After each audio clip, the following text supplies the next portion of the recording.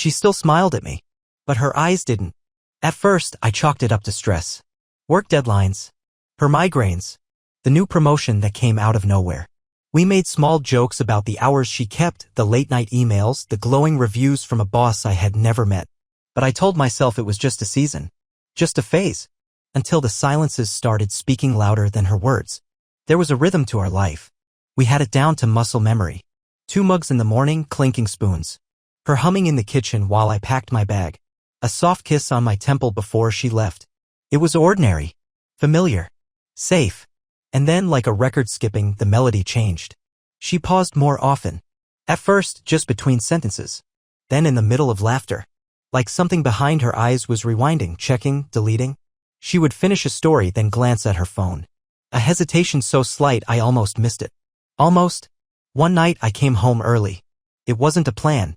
The meeting ended ahead of schedule, and for once, the traffic cooperated. I parked down the street so the gravel wouldn't crunch under the tires, walked in through the side gate instead of the front door. The house was quiet. Too quiet. She was upstairs. Already showered. Her robe tied tighter than usual, the knot crisp and centered like a bow on a gift. Her hair damp, not wet. Not fresh out of the shower, but not long dried either. I smelled lavender shampoo. And something else. Faint. Metallic. Her phone was on the nightstand. Screen down. Everything okay? I asked. She turned to me with that same soft smile. The one that once meant safety. Her lips moved just right, but her fingers curled inward like she was bracing for something. Or hiding it. Yeah, she said, I's not quite meeting mine. Just tired. You surprised me, that's all. I nodded. Let the words hang between us like mist. That's when I noticed the owl was missing from her side of the bed. It had been there for years. A small wooden carving we found in Vermont on our anniversary. She used to call it her little watcher. Said it made her feel calm, protected. It always sat on her nightstand, just behind the lamp. Always facing the door. Gone. I didn't ask. I didn't want to see the flicker in her eyes again. Instead, I made some excuse about checking work emails and retreated to the living room. But my mind stayed upstairs. The next morning, she was up before me. Already dressed. Coffee made. 2 mugs. But hers was lukewarm. As if it had been poured long before I came down. I asked if she slept okay. She smiled. That same smile. I started scanning the house like a crime scene. Not with suspicion. With instinct. Something felt misaligned. Her perfume bottle was moved. A throw blanket folded wrong. The owl still missing. Later that week, I opened the junk drawer looking for batteries. Found a receipt instead. Tucked between old tape and a broken keychain. 1 dinner. Wine. 2 entrees. Downtown. The date was the same night she said she stayed late for work. Her text that night had read, sorry, back-to-back meetings. Don't wait up. I didn't confront her. I didn't storm in or raise my voice. I just closed the drawer and walked outside. Stood on the porch. The cold air hit me sharp and clear. And I realized I was still waiting for her to look at me the way she used to.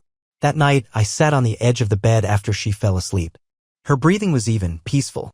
I stared at the empty space where the owl used to sit. The lamp's light cast a dull shadow over the wood. The silence felt heavier than her words ever did. I reached into the drawer on my side and pulled out an old photo. Us smiling. Her head on my shoulder. The owl in the background. I remember what she said that day, it looks like it sees everything. I wonder if that's why she moved it. Or who she didn't want it to see. I set the photo down and turned off the light. And for the first time, I didn't say goodnight. The kitchen smelled like cinnamon and butter. I stood there, still half dreaming, watching her flip French toast like it was 2018 again. Back when Sunday mornings meant something. Surprise, she said. She kissed my cheek. I smiled back, and for a second I let it feel real. The warmth. The smell. The light coming through the window just right. Maybe it was nothing. Maybe all of it lived in my head.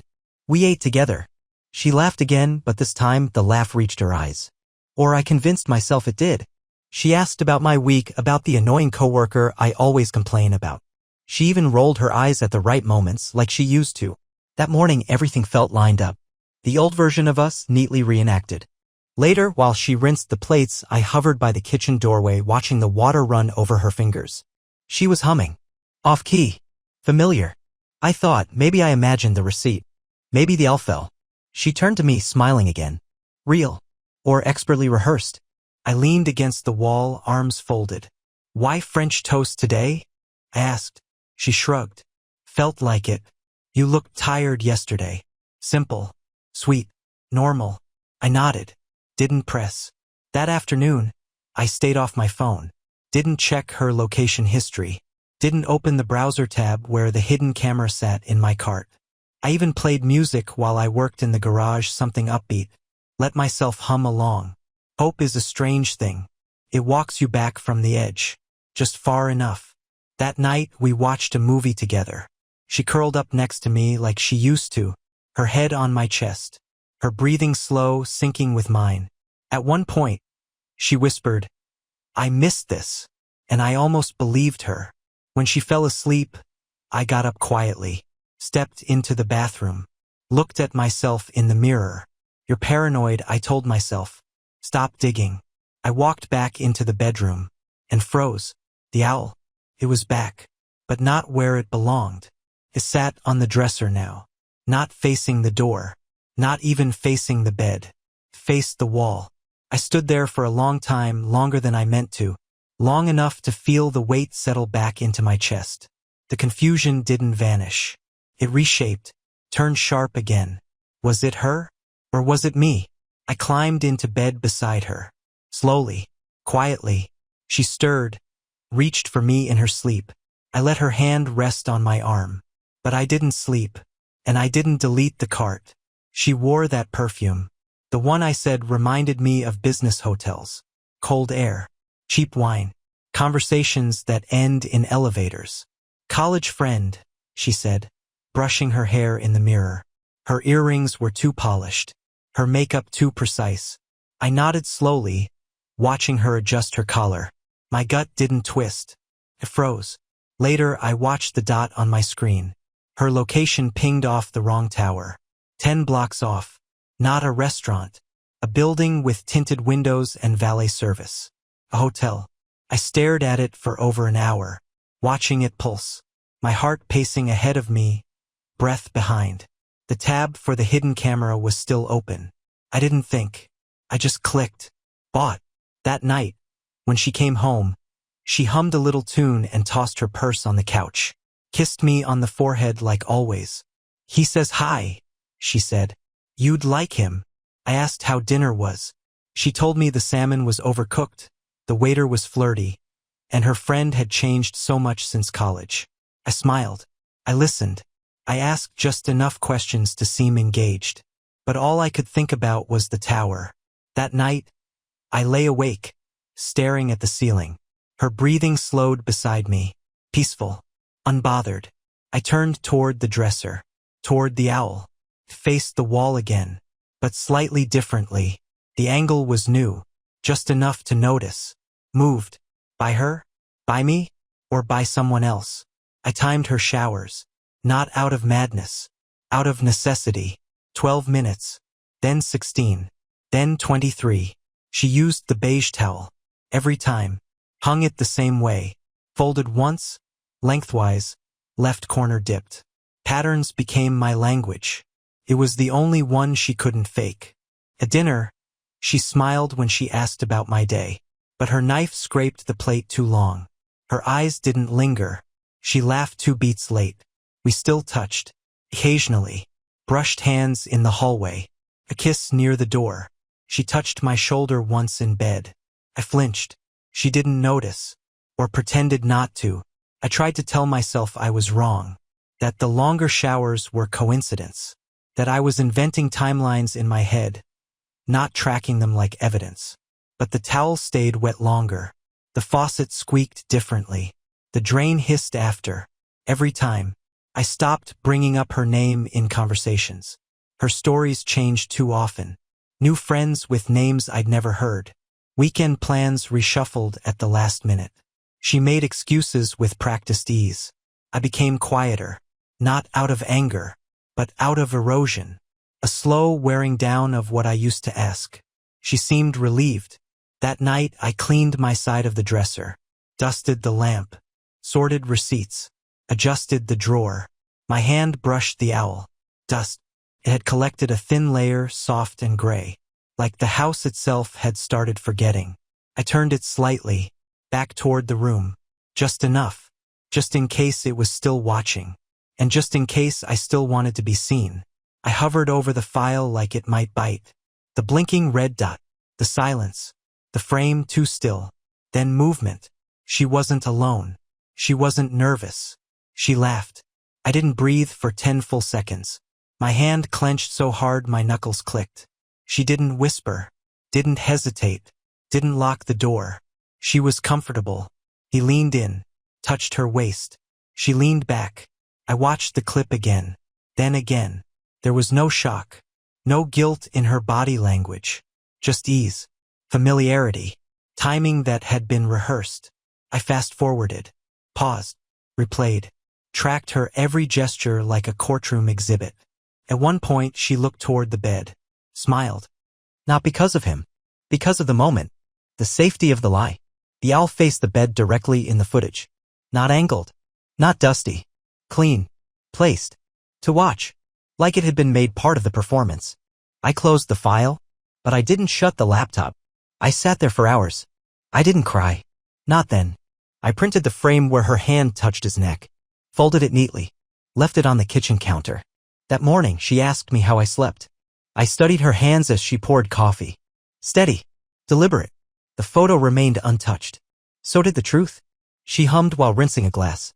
She kissed my cheek before grabbing her keys. Not a single word about the paper. It sat there right by her bag. All day. When I came home that night, it was gone. Not crumpled. Not torn. Just missing.